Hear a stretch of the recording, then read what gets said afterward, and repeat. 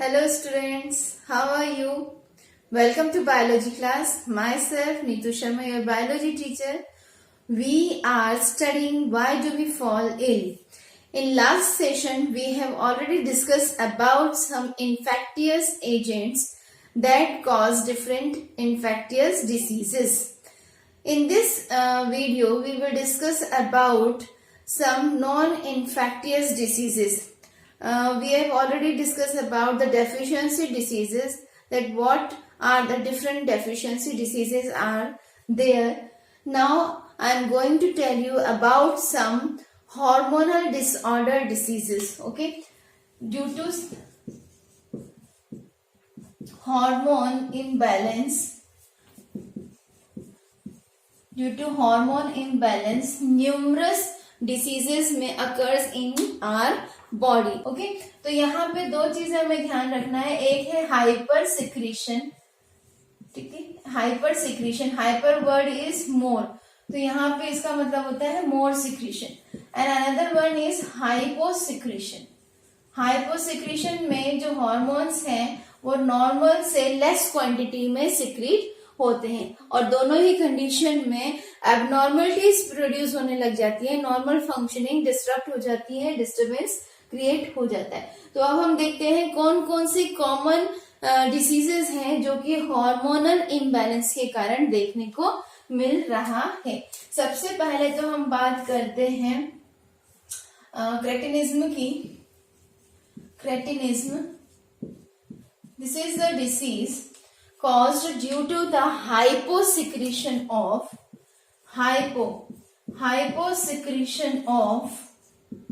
thyroxine, or we can say hormone from thyroid gland. Hormone of thyroid gland. Thyroid gland जो है ये metabolic activities को control करने में हेल्प करता है by secreting their different hormones. तो यहाँ जो हार्मोन सिक्रेट हो रहा है ये कम अमाउंट में हो रहा है, हाइपोसिक्रेशन हो रहा है, जिसके कारण जो डिसीज स्टेट प्रोड्यूस हो रही है उसे हम क्या कह रहे हैं, क्रेटिनिज्म कह रहे हैं. Okay, similarly there is another disease कॉज Graves syndrome or disease. It is caused due to the hyper secretion of hormones. यहाँ पर हाइपर सिक्रीशन होगा हॉर्मोन्स का from thyroid gland. Thyroid gland बहुत इंपॉर्टेंट है मेटाबॉलिक एक्टिविटीज को control करने के लिए, और मेटाबॉलिक एक्टिविटीज कहीं ना कहीं अगर डिस्टर्बेंस हो जाती है तो डिसीज कॉज होती है. तो हाइपर सिक्रेशन में ग्रेव्स सिंड्रोम या ग्रेव्स डिसीज कह सकते हैं हम इसको, और हाइपोसिक्रेशन में क्रेटिनिज्म होता है. इसके अलावा मिक्सोडर्मा जो है ये भी हाइपोसिक्रेशन ऑफ थायराइड ग्लैंड के कारण होता है. नेक्स्ट जो हम डिसीज देख रहे हैं that is Addison disease.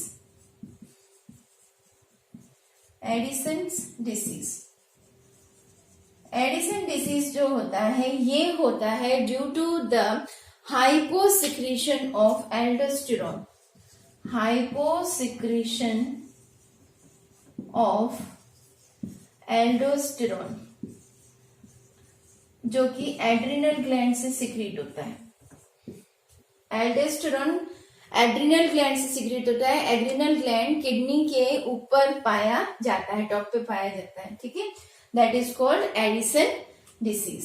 Next जो डिसीज है दैट सभी को पता है उसका नाम, that is diabetes mellitus. Diabetes mellitus में क्या होता है, शुगर का मेटाबॉलिज्म नहीं हो पाता है, ब्लड शुगर इंक्रीज हो जाती है due to the less amount of insulin. Insulin sugar के मेटाबॉलिज्म में हेल्प करता है और इसके लेवल को कंट्रोल में रखता है हमारे ब्लड में. तो अगर पैंक्रियास के द्वारा इंसुलिन का कम सिक्रीशन होगा तो यहाँ पे डायबिटीज की कंडीशन प्रोड्यूस हो सकती है. तो ये होता है due to the hyposecretion of insulin from, insulin is a type of hormone from pancreas. These are few example of hormonal imbalance diseases इसके अलावा बहुत सारी डिसीजेस हैं जो हार्मोनल इम्बैलेंस के कारण प्रोड्यूस होती हैं। First of all we have to study about the agents. Infectious diseases क्या होती हैं? इन्फेक्टियस डिसीजेस वो डिसीजेस होती हैं जो किसी ना किसी पैथोजन, वॉर्म्स, फोमाइट्स इनसे स्प्रेड होती है। एक अनहेल्दी पर्सन से ये हेल्दी पर्सन में ट्रांसमिट होती है। अब इनका जो मोड ऑफ ट्रांसमिशन है, जो मीन्स ऑफ स्प्रेड है, ये सब अलग अलग है बिकॉज यहाँ पर डिफरेंट एजेंट्स हैं जो डिफरेंट मीन से स्प्रेड हो रहे हैं। अब इनका प्रिकॉशन अगर हम देखें, प्रिवेंशन मेथड देखें, तो डिफरेंट एजेंट्स जो हैं वो डिफरेंट मैकेनिज्म यूज कर रहे हैं to spread such type of diseases. तो उस हिसाब से हमें उनके लिए डिफरेंट प्रिवेंशन मेथड्स भी अप्लाई करने पड़ेंगे। Let's we C. फर्स्ट हम बात करते हैं एजेंट्स की। एजेंट्स क्या हो सकते हैं? एजेंट्स पैथोजेंस होते हैं जिसमें माइक्रो ऑर्गेनिजम्स, जिसे हम माइक्रोब्स कह रहे हैं, साथ में कुछ वर्म्स एंड पैरासाइट्स इन्वॉल्व होते हैं। ठीक है, पैरासाइट्स इन्वॉल्व होते हैं। हमने सबसे पहले बैक्टीरिया पैथोजन के बारे में, माइक्रो ऑर्गेनिज्म के बारे में देखा था कि इसके कारण क्या क्या डिसीजेस होती हैं। फिर था वायरस, देन फंगी या फंजाई, देन प्रोटोजोआ जिससे ज्यादा डिसीजेस हो सकती हैं, then worms. All this are responsible for causing infectious diseases. As this type of disease is transmitted from unhealthy person to healthy person, that's why they are also termed as communicable diseases. Communicable diseases. They are also termed as communicable disease because it is communicated from unhealthy to healthy person. कुछ example हम देख लेते हैं जो कि इन micro organisms और worms के द्वारा डिसीजेस हो रही हैं उनकी। जैसे कॉलेरा है, टाइफॉइड है, टिटनस। ओके, ये कुछ डिसीजेस हैं, टीबी वगैरह है। ठीक है, कुछ एग्जाम्पल हैं। ये डिसीजेस के नेम हैं जो बैक्टीरियल इन्फेक्शन के कारण हो रहे हैं। वायरल इन्फेक्शन देखते हैं जिसमें कॉमन कोल्ड बहुत आपको पता है, इसका एग्जाम्पल स्वाइन फ्लू। ठीक है, अभी कोविड चल रहा है, that is also due to virus. Polio.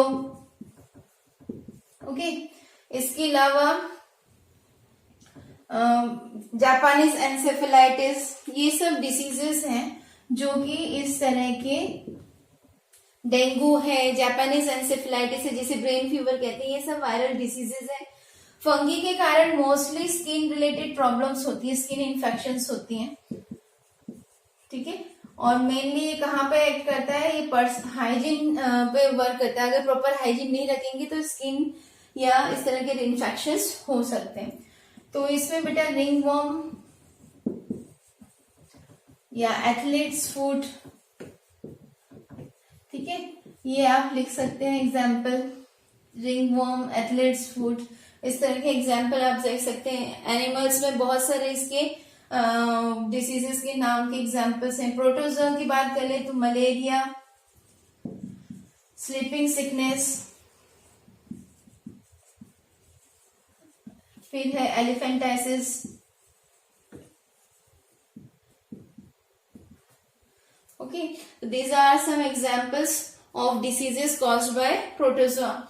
Worms की बात करें तो वर्म्स मेनली एक्ट करते हैं फूड के थ्रू इंटर करते हैं and they mainly act on intestinal wall और इंटेस्टिनल डिसरप्शन शो करते हैं। जैसे डिसेंट्री हो गया, अमीबिक डिसेंट्री वगैरह हो गया। ठीक है, तो ये वर्म्स के कारण होते हैं और मेनली जो वर्म्स यूज ये कॉज करते हैं, जैसे राउंड वर्म है, टैप वर्म है ना। Let's we see how they function. अब ये हमें ये तो पता चल गया है कि एजेंट्स कौन कौन से, ये वर्क कैसे करेंगे, कैसे डिसीज कॉज करेंगे।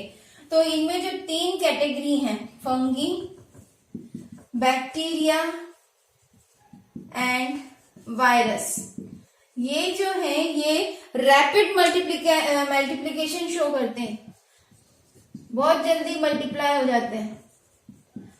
ठीक है, जैसे ही अपने होस्ट सेल में पहुंचेंगे, किसी एनिमल सेल में पहुंचेंगे तो बहुत जल्दी ये मल्टीप्लिकेशन शो करते हैं और अपनी जो कॉलोनी है वो ग्रो कर लेते हैं और अलग अलग टिश्यू या ऑर्गन पे जाके अपना मैनिफेस्टेशन मतलब इन्फेक्शंस क्रिएट कर देते हैं। ठीक है, इसके अलावा हम अगर वर्म्स की बात करें तो वर्म्स जो है ये स्लोली मल्टीप्लाई होते हैं, तो इनका जो इफेक्ट होता है वो कुछ समय बाद दिखता है और इनका जो इफेक्ट होता है फंगी का, बैक्टीरिया का और वायरस का, ये बहुत जल्दी दिखना शुरू हो जाता है, बहुत जल्दी दिखना शुरू हो जाता है। अगर हम वायरस की बात करें तो वायरस अपने आप में मल्टीप्लाई नहीं कर सकता, it requires a cell to reproduce और मल्टीप्लाई। ओके, इसे अपनी पॉपुलेशन इंक्रीज करने के लिए किसी सेल की आवश्यकता होती है और इस सेल को हम कहते हैं host cell.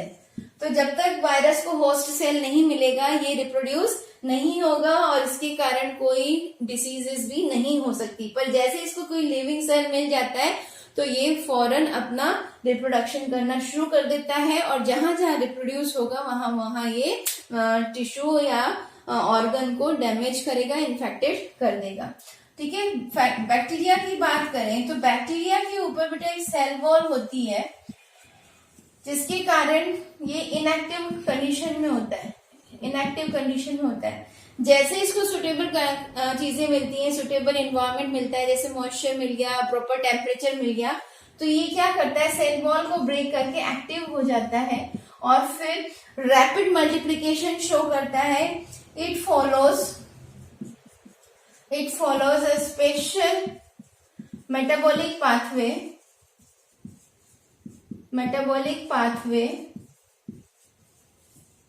for their growth। ठीक है, इसकी ग्रोथ के लिए एक स्पेशल मेटाबॉलिक पाथवे को ये फॉलो करता है और अपना इन्फेक्शंस क्रिएट करता है। पर वायरस में ऐसा कोई सिस्टम नहीं है, इसमें it does not follow any special metabolic pathway. इसका खुद का मेटाबॉलिक पाथवे ये यूज नहीं करता है, ये दूसरे सेल के थ्रू रिप्रोड्यूस करता है, इसका खुद का मेटाबॉलिक पाथवे नहीं होता। इसीलिए अगर कोई डिसीज हो जाती है और हम डिसीज के लिए यहाँ पे कोई दवाई देते हैं तो वो दवाई बैक्टीरियल के लिए ही यूज होगी, ना कि वायरस के लिए। स्पेशली एंटीबायोटिक्स की बात करें तो एंटीबायोटिक्स एंटी बैक्टीरियल वर्क करते हैं, इस मेटाबॉलिक पाथवे को स्टॉप करवा देते हैं जिसके कारण बैक्टीरिया का फर्दर ग्रोथ नहीं हो पाती है, सेल वॉल डिस्टर्ब हो जाती है, सेल वॉल ये नहीं बना पाता, इनएक्टिव फॉर्म में नहीं जा पाता और किल हो जाता है। पर अगर हम वायरस की बात करें तो वायरस में मेटाबॉलिक पाथवे है ही नहीं, तो यहाँ पर जो एंटीबायोटिक्स हैं वो वर्क नहीं करेंगे because it does not follow any metabolic pathway. तो ये क्वेश्चन भी आया हुआ है, why antibiotics are not used to kill viral infections और टू स्टॉप वायरल इन्फेक्शंस। तो आंसर सीधा सा यही है, bacteria use metabolic pathway for their growth and produce infection. By these antibiotics, this metabolic pathway gets stopped or controlled, due to which bacterial growth stop or bacteria get killed. Whereas in virus there is no such metabolic pathway found, so that antibiotics are not useful in the viral infections. Clear है इतनी बात बच्चों? Worms के treatment के लिए क्या होता है? वर्म्स के ट्रीटमेंट के लिए वर्मीसाइड्स यूज होते हैं, जो कि वर्म्स को किल करते हैं। बैक्टीरिया को कंट्रोल करने के लिए, बैक्टीरियल इन्फेक्शन को सही करने के लिए एंटीबायोटिक्स दी जाती है। वायरल को कंट्रोल करने के लिए हमारी बॉडी में एक स्पेशल प्रोटीनस केमिकल सिक्रीट होता है जिसका नाम है इंटरफेरॉन। ये इंटरफेरॉन क्या करता है, ये वायरस को फर्दर मल्टीप्लाई होने से रोकता है, ये वायरस के प्रति अगेंस्ट में एक्शन शो करता है, ये हमारी बॉडी के द्वारा ही रिलीज होता है। इसीलिए जब तक आपकी बॉडी प्रॉपर इम्यूनिटी वाली होगी तभी ये प्रॉपर अमाउंट में सिक्रीट होगा, नहीं तो बॉडी में बार बार वायरल इन्फेक्शन होने के चांसेस होंगे। मीन्स ऑफ स्प्रेड मतलब होता है किस तरह से इन्फेक्टियस एजेंट्स जो हैं ये स्प्रेड होते हैं और इन्फेक्टियस डिसीजेस कॉज करते हैं। तो ब्रॉडली हमने इसकी दो कैटेगरी देखी थी जब हमने इसका चार्ट बनाया था कि it is divided into two parts, that is contagious and non contagious. Contagious में डायरेक्ट ट्रांसमिशन इंक्लूड था इन्फेक्टियस एजेंट्स का, और नॉन कॉन्टेजियस में इस तरह का डायरेक्ट ट्रांसमिशन नहीं था। तो वही चीज हम थोड़ा सा इलेबोरेट वे में यहाँ पे स्टडी करेंगे। Means of spread of infectious disease में सबसे पहले हम देखेंगे डायरेक्ट ट्रांसमिशन या डायरेक्ट ट्रांसमिशन। डायरेक्ट ट्रांसमिशन मतलब यहाँ पे कहीं ना कहीं डायरेक्ट कांटेक्ट हो रहा है इन्फेक्टियस एजेंट के साथ, जिसके कारण वो एजेंट एक बॉडी में इंटर करते हैं और डिसीजेस कॉज करते हैं। तो फर्स्ट जो इसमें हमने देखना है वो है physical contact. Due to physical contact, सीधा सीधा कांटेक्ट हो रहा है, डायरेक्ट कांटेक्ट है यहाँ पर फिजिकल कांटेक्ट। जैसे कि for example in case of chicken pox, smallpox or measles, direct contact cause diseases. Direct contact with infected person cause disease in healthy person. ये आपने नोटिस भी किया होगा, इस तरह की जो बीमारी होती है छूने से फैल सकती है। इसका दूसरा एग्जांपल हम लेते हैं रिंगवॉर्म। ये फंगी के कारण हो रहा है, ठीक है, ये वायरल इन्फेक्शन है। रिंगवॉर्म जो है वो भी टच करने से फैलता है। अगर आप किसी इन्फेक्टेड स्किन को टच करते हो जहाँ पे इस तरह का फंगल इन्फेक्शन है तो वो टच होने वाले स्किन के पार्ट पे भी फैल जाएगा, ठीक है। तो ये कुछ फिजिकल कांटेक्ट के एग्जांपल हैं। दूसरा जो है जिसमें डायरेक्ट ट्रांसमिशन हो रहा है वो है सेक्सुअल मेथड या सेक्सुअल कांटेक्ट। सेक्सुअल कांटेक्ट में बॉडी ऑर्गन्स में डायरेक्ट ये मैनिफेस्टेशन होता है इन्फेक्टियस एजेंट का। इसके एग्जाम्पल हम देख सकते हैं। इसके एग्जाम्पल में कुछ बैक्टीरियल डिसीजेस हैं। बैक्टीरियल डिसीजेस कौन कौन सी हैं, जैसे सिफिलिस है, ओके, इसके अलावा गोनोरिया है। ये जो दो बीमारी हैं या डिसीज हैं ये बैक्टीरिया के ट्रांसमिशन के कारण हो रहा है और सेक्सुअली कांटेक्ट होने पर ये इस टाइप की डिसीजेस होती हैं। तो मेनली यहाँ पे जो मैनिफेस्टेशन होता है या मैनिफेस्टेशन मतलब इन्फेक्शन जहाँ होता है वो सेक्सुअल ऑर्गन्स होते हैं जहां पर इस तरह के क्या बोलते हैं इन्फेक्शंस देखने को मिलते हैं। इसके बाद ब्लड के थ्रू या सीधे कहेंगे ये लोग ये जो इन्फेक्शन होता है ये लिम्फ नोड पे पहुंच जाता है, लिम्फेटिक सिस्टम में पहुंच जाता है और कहीं ना कहीं फिर हमारी इम्यूनिटी को भी वीक करना शुरू कर देता है। इसका दूसरा एग्जाम्पल एड्स है। एड्स बेटा जब भी आप लिखेंगे कैपिटल वर्ड्स यूज करेंगे, स्मॉल लेटर अगर लिखा तो ये गलत समझा जाएगा। इसका फुल फॉर्म होता है acquired immuno deficiency syndrome. Deficiency syndrome, okay, this is the full form of AIDS caused by HIV। V stand for virus, इसका भी फुल फॉर्म है ह्यूमन इम्यूनो डेफिशिएंसी वायरस, ये वायरस है जो कि HIV को कॉज कर रहा है।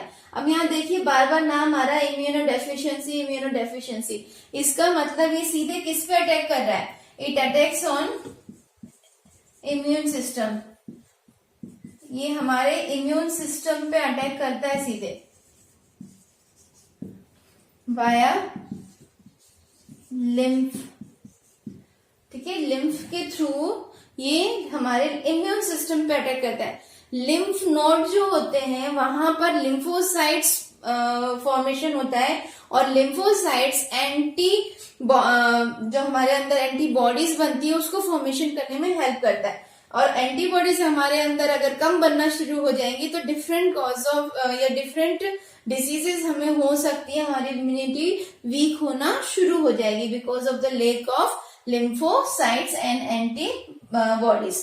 तो कहीं ना कहीं जो HIV वायरस है वो लिम्फ के थ्रू इम्यून सिस्टम पे अटैक कर रहा है, क्योंकि लिम्फोसाइट्स जो हैं वो लिम्फ नोड्स में ही बनते हैं। और धीरे धीरे जैसे जैसे इम्यून सिस्टम वीक होता जाएगा तो डिफरेंट इन्फेक्टियस डिसीजेस या different types of diseases body को होती जाएंगी और कहीं ना कहीं फिर ये एक ह्यूमन बीइंग या किसी भी इंडिविजुअल के लिए फैटल प्रूफ हो सकता है। तो ये कुछ सेक्सुअल कॉन्टेक्ट डिसीजेस हैं जो डायरेक्ट कॉन्टेक्ट या डायरेक्ट ट्रांसमिशन की कैटेगरी में आती हैं। नेक्स्ट जो है contact with soil. Contact with soil, soil में बेटा बैक्टीरियल जो स्पोर्स हैं वो इनएक्टिव फॉर्म में पाए जाते हैं। जैसे ही ये किसी कांटेक्ट में आते हैं किसी एनिमल के या किसी ह्यूमन बीइंग के और उनके सिस्टम में इंटर करते हैं तो इनको प्रॉपर सुटेबल मीडियम मिल जाता है, इन्वायरमेंट मिल जाता है और ये एक्टिव हो जाते हैं और अपना फर्दर ग्रोथ शुरू कर देते हैं। जैसे जैसे ये ग्रो करेंगे इनमें से टॉक्सिक मटेरियल निकलता जाएगा जो कि बॉडी को इन्फेक्शन क्रिएट करवा देता है, डिसीजेस कॉज कर देता है। तो इसका बेस्ट एग्जाम्पल जो हमें स्टडी करना है वो है टिटनस। ये डिसीज का नाम है टिटनस जो कि बैक्टीरिया के कारण हो रहा है, जो कि बैक्टीरिया के कारण हो रहा है। इसकी जो स्पोर्स होते हैं ये सॉइल में पाए जाते हैं। यदि किसी को कट लग गया हो और इस तरह के स्पोर्स ब्लड के थ्रू इंटर कर जाते हैं बॉडी में तो हमें टिटनस टाइप जो टिटनस है उस डिसीज को हम एक्सपीरियंस कर सकते हैं या यूं कहेंगे हमें टिटनस हो सकता है। नेक्स्ट जो हमें पढ़ना है वो है एनिमल बाइट। बहुत इसका इजी एग्जाम्पल है, बहुत सुना होगा आपने इसके बारे में, rabies. It is caused due to dog bite. Rabies के जो वायरस होते हैं रेबीज वायरस के कारण हो रहा है और डॉग जो है इस रेबीज वायरस का कैरियर है। डॉग के सलाइवा में इस तरह के वायरस प्रेजेंट होते हैं और ऐसा डॉग यदि किसी हेल्दी पर्सन को बाइट कर लेता है, काट लेता है तो ये वायरस सलाइवा के साथ उस पर्सन के ब्लड स्ट्रीम में इंटर कर जाते हैं और फिर इस तरह की डिसीज उस इंडिविजुअल को या पर्सन को हो जाती है। ठीक है, इसके अलावा एक लास्ट और है जिसे हम कहते हैं ट्रांसप्लेसेंटल स्प्रेड। प्लेसेंटा वर्ड से ट्रांसप्लेसेंटल वर्ड आया है। इसका मतलब यहाँ पर कांटेक्ट किसके बीच में है? मदर एंड एम्ब्रियो के बीच में है। ठीक है, या यूं कहेंगे फीटस के बीच में है। ठीक है, through the placenta, through means of placenta. Placenta special type का टिश्यू होता है जो कि मदर को फीटस से कनेक्ट करता है और फीटस को मदर से कनेक्ट करता है। मदर की बॉडी का जो ब्लड है वो डिफरेंट यूजफुल सब्सटेंसेस को लेकर प्लेसेंटा के थ्रू एम्ब्रियो तक और फीटस तक पहुंच जाता है for the development of foetus. Foetus का जो वेस्ट मटेरियल है जैसे कार्बन डाइऑक्साइड है या मेटाबॉलिक वेस्ट है वो इसी ब्लड के थ्रू प्लेसेंटा से होते हुए मदर्स बॉडी में इंटर करता है। तो यहाँ डायरेक्ट कॉन्टेक्ट है जो कि डायरेक्ट ट्रांसमिशन में हम पढ़ रहे हैं। अब मान लीजिए मदर को कोई इन्फेक्शन हो गया है, किस तरह की कोई डिसीज हो गई है, तो ये जर्म्स ब्लड के थ्रू फीटस तक भी पहुंच जाएंगे और फीटस को भी इन्फेक्ट कर सकते हैं। तो all this are the method of direct transmission. Now next we have to study is indirect transmission, that is the mean of spread of infectious diseases। यहाँ पे ट्रांसमिशन तो हो रहा है पर सीधे सीधे कांटेक्ट नहीं हो रहा है, ये किसी और के थ्रू कांटेक्ट हो रहा है, इनडायरेक्ट ट्रांसमिशन इसे हम कहेंगे। तो इसमें हमें सबसे पहले देखना है थ्रू एयर, एयर के थ्रू ट्रांसमिशन होना, थ्रू एयर, ठीक है।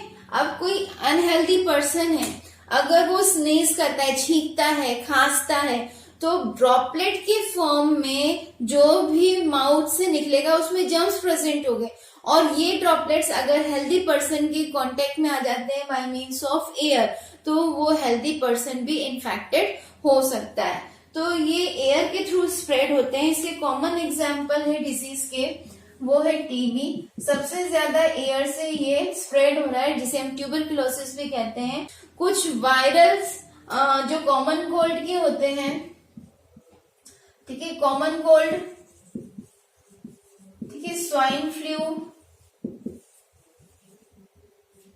ये कुछ एग्जाम्पल हैं जिसमें वायरस जो हैं ये एयर के थ्रू ट्रांसमिट हो रहे हैं। तो इस तरह के जो ट्रांसमिशन होता है वो इनडायरेक्ट ट्रांसमिशन है थ्रू एयर। ऐसे ही नेक्स्ट जो है वो है through food and water, through food और वाटर।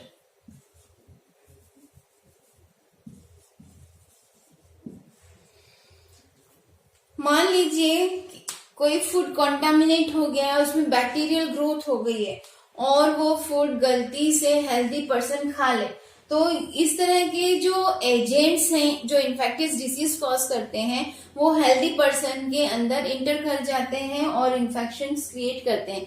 इसी तरह कंटामिनेटेड वाटर ड्रिंक करने से भी इस तरह की इन्फेक्टियस डिसीजेस हो सकती हैं। इसकी एग्जाम्पल हम देख लेते हैं जो फूड और वाटर से स्प्रेड हो रहे हैं, जैसे कि कॉलेरा है, टाइफॉइड है, then jaundice etc. These are the examples of infectious diseases that are spread by means of contaminated food or water. Next जो है इसी कैटेगरी का वो है through vectors. Now what are vectors? Vectors क्या हैं? वेक्टर्स हम उन एजेंट्स को कहते हैं जो इन्फेक्टियस एजेंट्स को कैरी करते हैं। Vectors are those living organism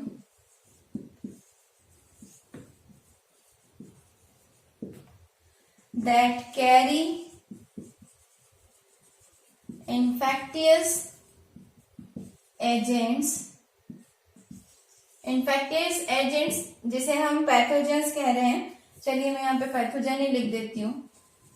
pathogens, worms, parasites, etc.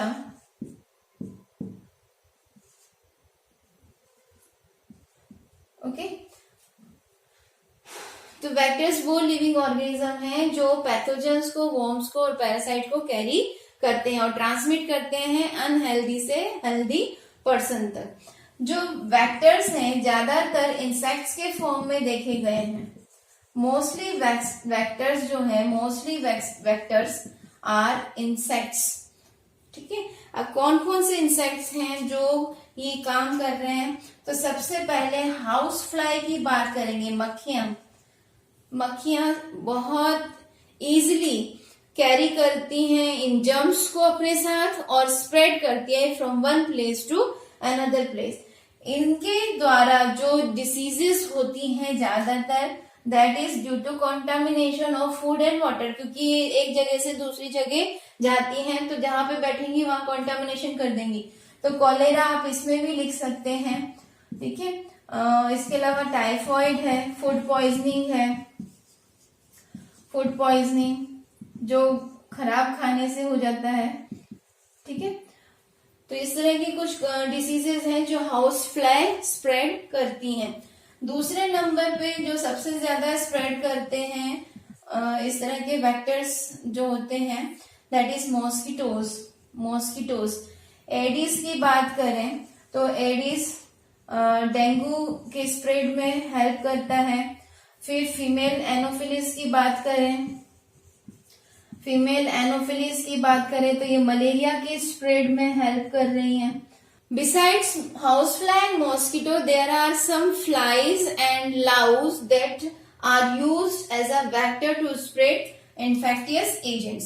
तो लाउस की बात करें, लाउस मतलब क्या होता है, जो सर की जुएं होती हैं, ठीक है, ये भी स्प्रेड करती हैं। इसके अलावा रेड फ्ली प्लेग डिसीज है, उसको कॉज करवा रही है, ठीक है। छोटी छोटी डांस जैसे होते हैं जो रेड की स्किन पे बैठते हैं और एजेंट्स को या यूं कहेंगे पैथोजेंस को स्प्रेड करते हैं। तो और जो डिसीज कॉज होती है वो प्लेग, इस तरह की डिसीज होती है।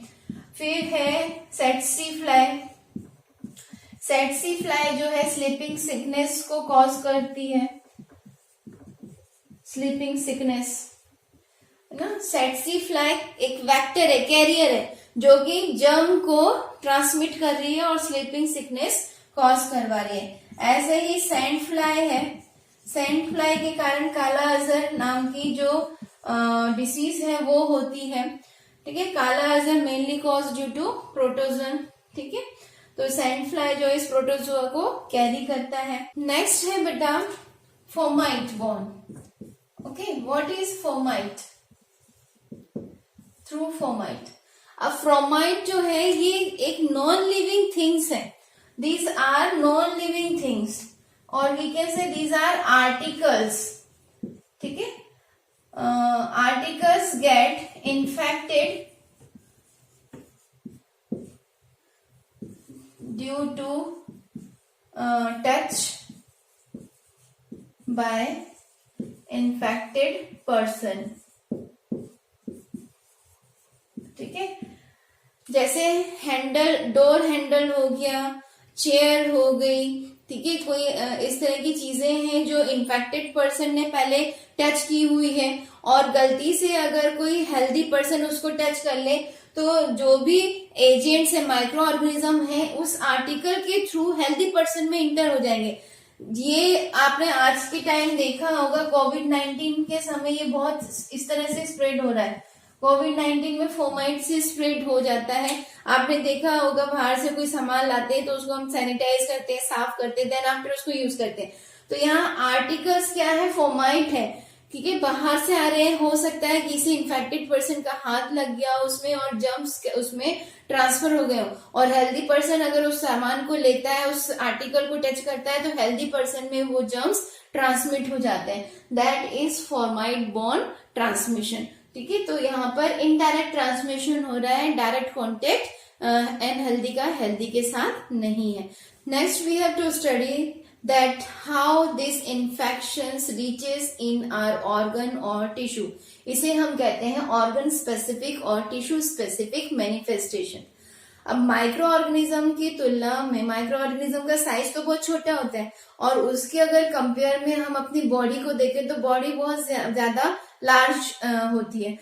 ये माइक्रो ऑर्गेनिज्म हमारी बॉडी में कहाँ जाके इन्फेक्शन क्रिएट करेगा, किस पार्ट पे जाके अपना इफेक्ट शो करेगा, ये डिपेंड करता है कि ये हमारी बॉडी में किस तरह से इंटर हो रहा है और किस पार्ट में ये पहुंच रहा है, ठीक है। जिस पार्ट में ये पहुंचेगा उस पार्ट में इन्फेक्शन क्रिएट करेगा, that is termed as manifestation.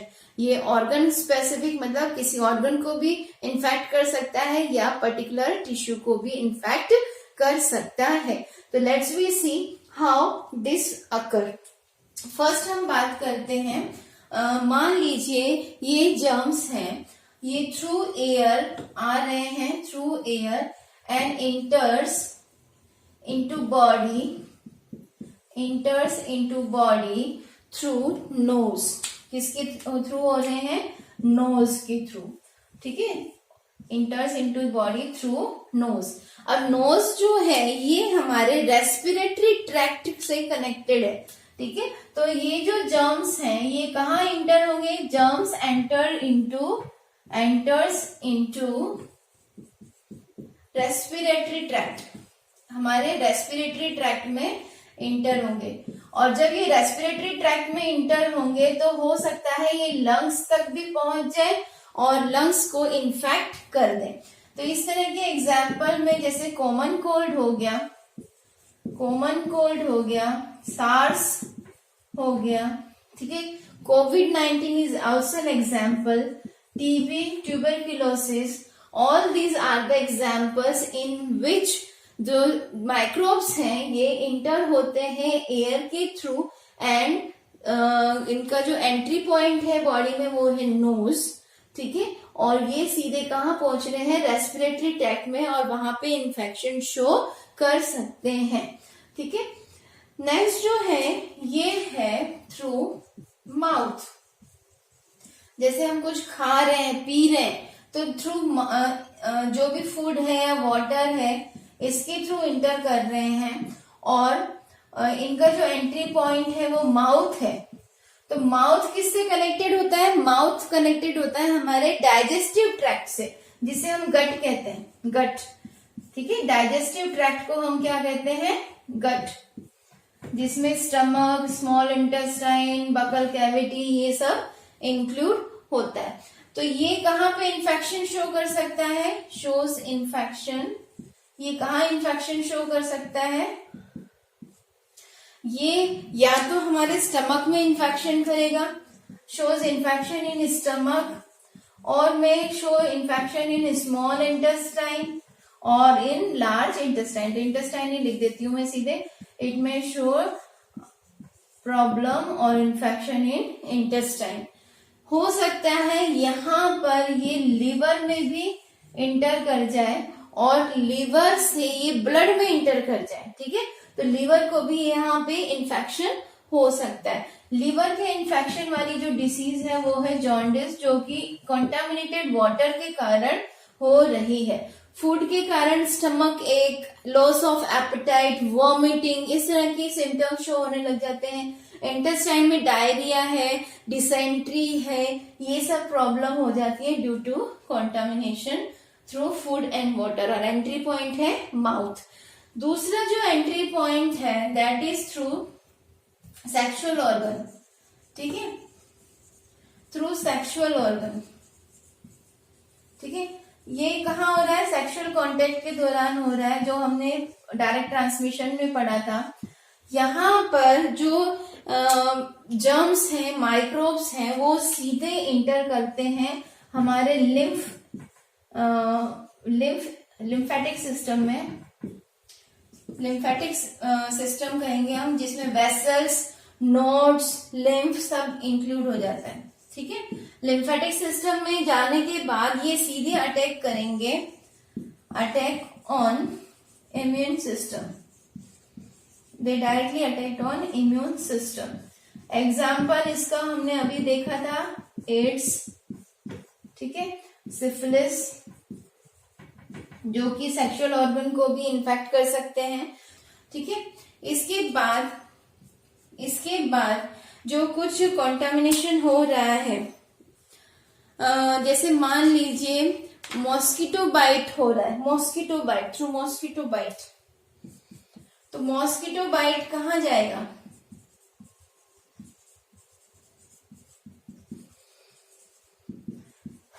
सबसे पहले इसके जर्म्स जो होते हैं ये इंटर करेंगे या तो लीवर में और पहुंच जाएंगे ब्लड के थ्रू आरबीसीज में, जहां पर ये फर्दर ग्रोथ शो करेंगे, और ब्लड के थ्रू फिर अलग अलग ऑर्गन्स में अपना मैनिफेस्टेशन शो करेंगे। जैसे कि जापानीज एनसेफेलाइटिस है, ठीक है। ये क्या होता है? ब्रेन फीवर होता है। ये बीमारी क्या है? Brain fever. यहाँ पर जो जर्म है वो आरबीसीज के थ्रू, ब्लड के थ्रू इंटर होते हैं ब्रेन में, और ब्रेन में जाकर इन्फेक्शन क्रिएट करते हैं। ऐसे ही अगर हम मलेरिया की बात करें तो मलेरिया इन्फेक्ट करेगा लीवर को। डेंगू की बात करें तो डेंगू भी किसको इन्फेक्ट करेगा, लीवर ऑर्गन को इन्फेक्ट करेगा। यहाँ पर ब्लड जो कनेक्टिव टिश्यू है उसको वो भी इन्फेक्टेड हो रहा है और ऑर्गन भी इन्फेक्टेड हो रहा है। तो इस तरह से मैनिफेस्टेशन है ऑर्गन का और टिश्यू का ड्यू टू डिफरेंट मोड्स और different points of entry by different infectious agents. अगर आपको यहाँ तक समझ में आ गया हो तो प्लीज लाइक करें और till then good bye and be safe. Thank you very much.